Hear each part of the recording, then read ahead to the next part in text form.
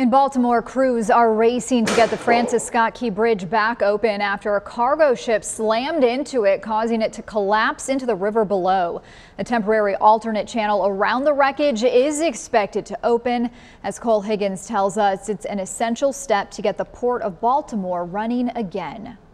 Demolition crews back at the site of the collapsed Francis Scott Key Bridge Monday, removing debris as part of the complicated and extensive cleanup process that could help open up a temporary channel. This will be for vessels that don't draw as much water, so about 11 feet, as work goes on at the same time to clear the main channel. That's 50 feet, and that's the channel we have to clear to get more container ships back into the port of Baltimore. The Port of Baltimore, one of the busiest in the U.S., opening an alternate channel that will allow commercially essential vessels to reach the port, a major step forward in recovery for the community. It is a critical economic hub. We've got to get this up and running. Larry DeSantis believes he was one of the last people to drive over the bridge before a massive container ship ran into it.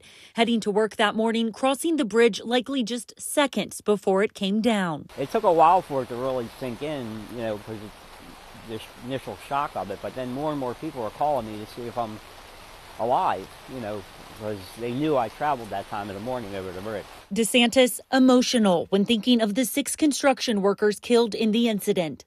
I feel sorry for those workers, I really do. I mean, they're doing their job, but, they lost their lives.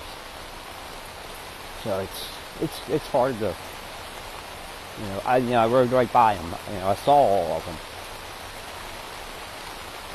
Just a minute before they probably died. I'm Cole Higgins reporting.